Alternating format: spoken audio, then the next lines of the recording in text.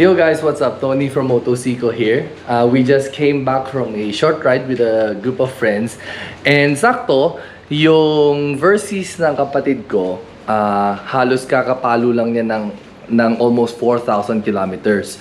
So I thought na mas maganda is I get to show you the basic na skill that every motorcycle rider has to know. And that is how to do an oil change.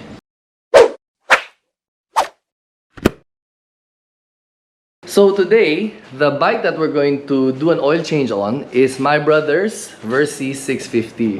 And actually, dyan siya, he will be helping us sa pag-oil change kasi total motor niya to. So we want to teach every rider how to do work on their own bike. So today, he'll be changing the oil on his own bike. Diba? So before we get to that, paano mo malalaman if your bike needs an oil change? Well, the first thing that you can do is you can check your owner's manual and see the intervals in which you need to change the oil on your bike. And the second is all the bikes, especially big bikes, they have a sight glass dito po sa ilalim ng engine wherein pwede nyo po i-check yung kulay ng langis. And as you can see dito, yung oil ng Versys na to is starting to turn black, which means na kailangan na nito magpalit ng oil. But before we go start draining the oil and taking the filters apart, I want to show you guys the tools that we'll be needing to do this job. So let's go! This is the things that we'll be needing to change the oil on our Versys 650. We'll be needing some sort of container to be able to catch the oil because we don't want to make a mess. This one I just bought from, I bought this from True Value. But you can order this from Lazada, or if hindi ka naman maselan, if you have yung mga old na mga planggana or anything, basta any container that can catch the oil, you can use that. Kasi we don't want to spill oil all over our floor. We'll also be needing a 17mm socket, whether it's a socket or an open wrench, any will do. But we'll be using a socket to be able to remove the drain plug easier. You also need some sort of oil filter wrench. There are many kinds. There's the belt type, but this one is the one that has the 3 arms that grabs onto the oil filter when we remove it. We'll also be needing some sort of pliers. This is just your standard pliers. And get a rag because we'll be using this to remove the fill plug because the fill plug is stuck on there very tight. We'll also be needing a piece of sandpaper. Any sandpaper will do, whether it's new or it's old, doesn't matter. We'll just be using this to tighten the oil filter. And of course, we need a torque wrench to be able to torque the drain bolt back when we put it back together. And of course, we'll be needing your oil. So this one, we're using Motul 10W40 for our oil, and we'll be using a Vic C809.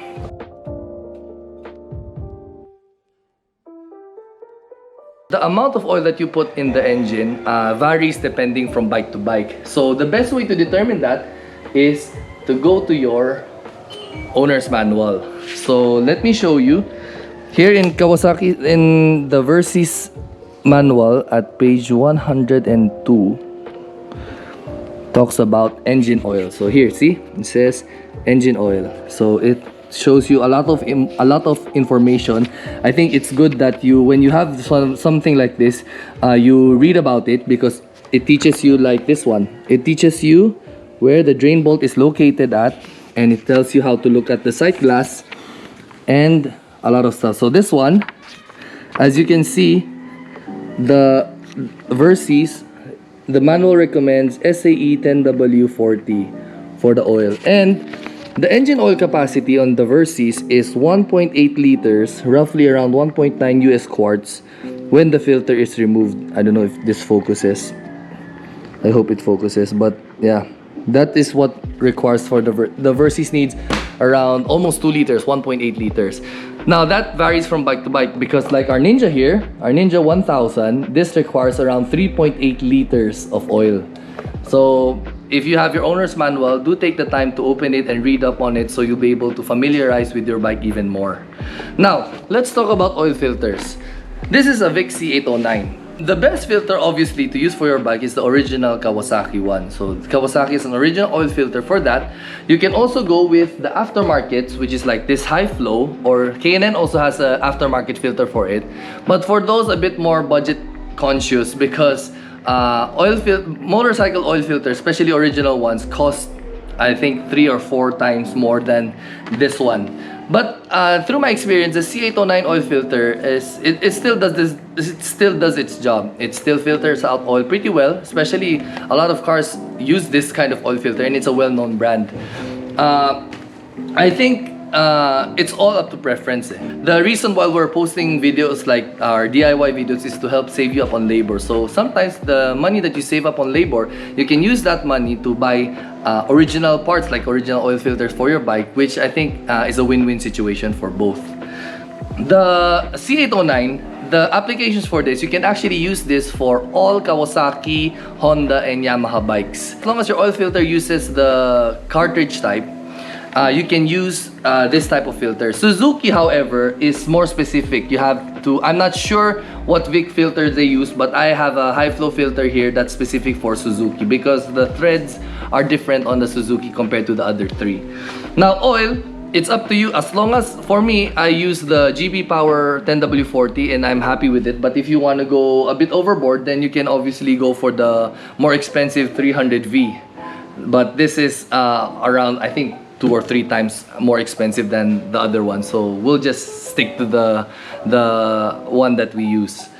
So yeah, so those are all the things that we'll need. It's very basic, and you can most of the tools you actually already have at home, I guess, if you like to do some wrenching.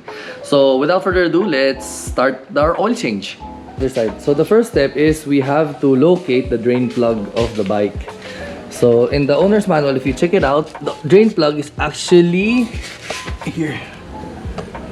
No, it's here. It's here. See? So what you do is you get some newspaper so that you don't make a mess of your floor. Then you get your container. Then with your 17mm socket, you're going to loosen the drain bolt. There. So once you've loosen it all the way.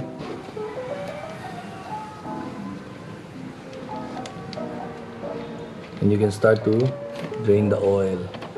And see, the oil is very black. So while you drain the oil, the next thing you're going to do is you're going to open the fill bolt. So what we're gonna do now is we're going to remove the fill bolt, but to do that we'll be using the wrench and the rag. The rag acts so that hindi magagasgas, kung hindi magagasgas ng plies yung plastic, diba? So just loosen it up, then remove it all the way so that you can fill your oil. And then just set that aside. Now, as you let the oil drain, we are going to now loosen the oil filter. Now, where is the oil filter on the bike? The oil filter is located here, just at the bottom, this one. This is the oil filter. So what you're gonna do is you're gonna get your oil filter wrench. No. Follow me. Follow me. No. Okay. O, kunin mo. So get your oil filter wrench and your ratchet, and make sure that it grips the oil filter tightly. Then just break it loose.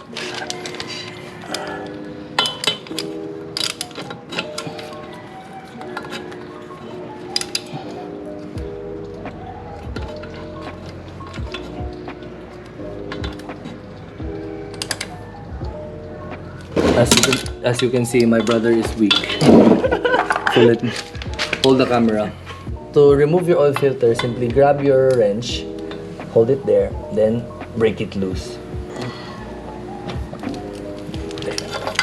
Now once you've loosened the oil filter and you can start to remove it by hand, let's put the drain bolt back on. So our Versys has drained most of its oil.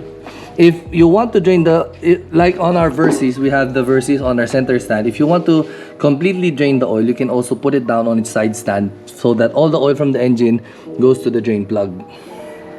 But for now, we are going to first put the bolt in so we can move the container to the oil filter. Just hand tighten it here, and then we'll move over here.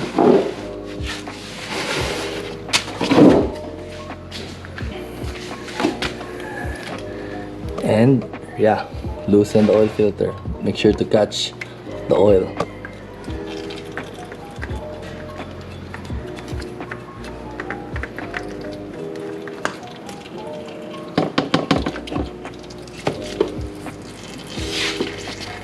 So while that's draining, what you do is you get your new oil filter, which is this one, open,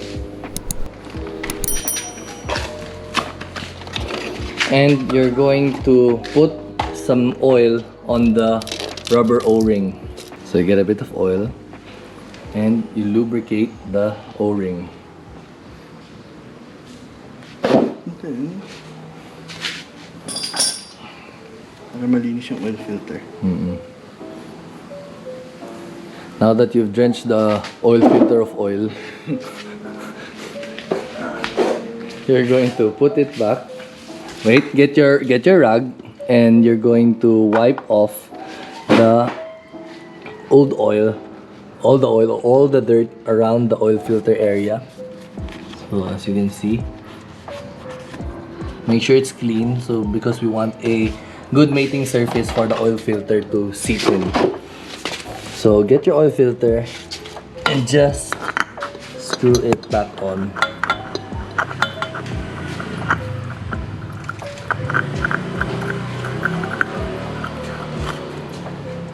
And now with your sandpaper, you're going to hand tighten the oil filter.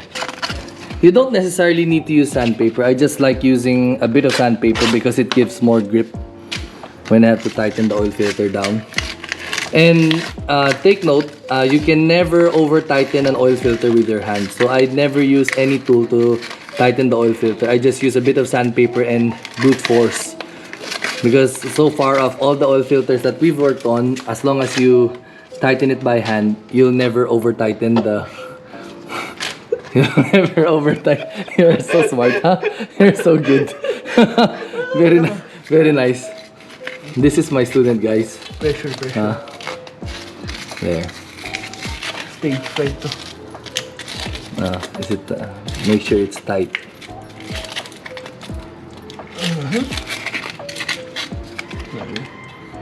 Yan. Okay. So our oil filter is tight. So if you want to drain your oil filter even more, what we can do is we'll put it down on its side stand. Put the bike down.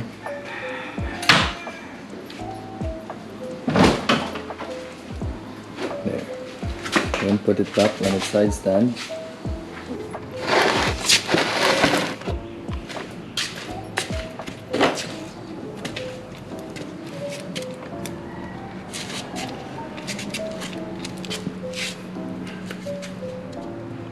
So see, in the side stand, there's still a bit of oil left. So we'll wait for that to drain out.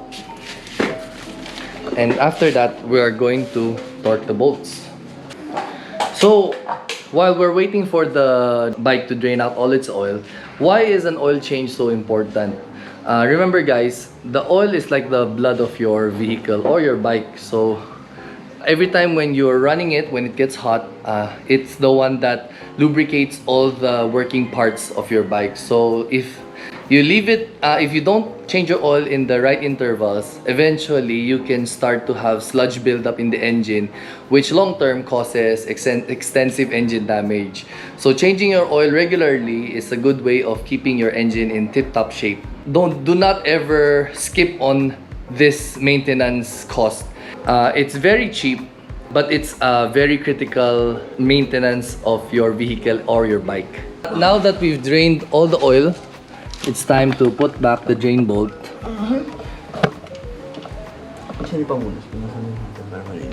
Make sure to clean all the surfaces before installing the new drain bolt because it has a copper washer.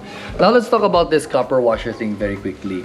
So far, when I've done oil changes, at most is I've only had to technically flip the copper washer, or even if it's in the same position, I've never actually had to replace it. It's good practice to replace your copper washer, but based on my experience, you don't have to replace it very regularly. Maybe after 2 oil changes, it's best to replace it. But if you have the copper washer with you, then it's might as well to replace that part. But since we don't have, we can actually still reuse the washer that comes with the bike. So just put the washer back, and you're going to tighten it.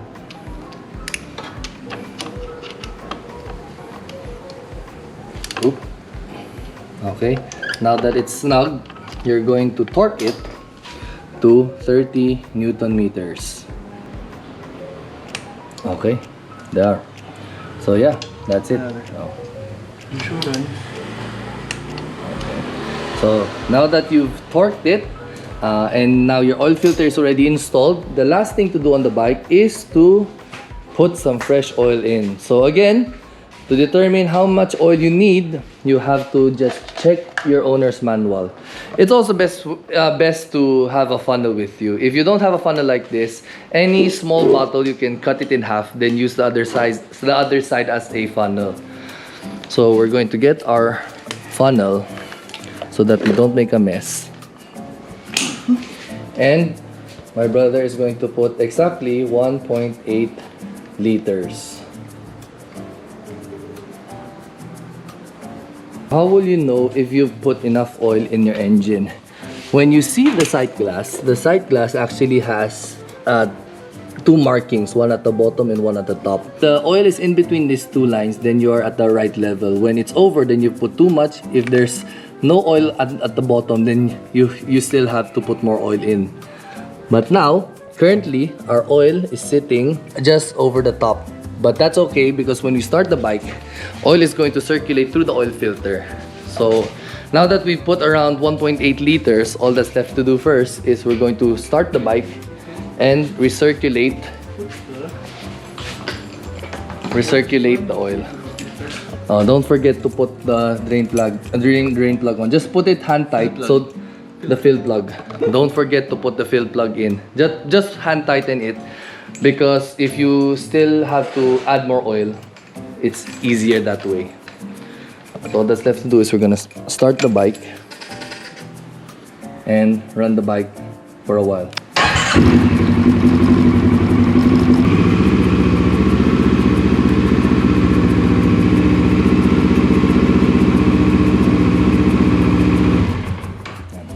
Now, after a minute, we can now inspect the level of the oil. So below, let's add a bit. Hindi. Now, when you run the engine, normally the oil level slowly fills up. So you'll have to wait for a while for the oil to settle, and from there you take your measurements. Because when you immediately shut the engine off, oil is still circulating around the engine, and when you check the sight glass, you'll think that, oh, I don't have any oil and I have no oil left. But it's best to wait for a while, let the oil settle in, then from there, then after that, you take your measurement. Yeah, so after topping up with a little bit more oil, we now have our oil level at just around the middle. So, and the oil, as you can see, is now clear. So that's it. Actually, we're actually done with our oil change. So it's a very, very simple, basic maintenance work that any home mechanic can do. So I encourage you guys, if you have a big bike and you want to work on it, you can do it actually at home without having to pay extra labor for someone else to do it. So yeah, I hope you learned something from this video, and I hope my brother now knows how to change the oil on his bikes. So hope you guys enjoyed the video. Do like, share, and subscribe. If you haven't followed us on our social media platform, do follow us on our Facebook, TikTok, and Instagram. And yeah, hope to see you guys in the next video. Ride safe.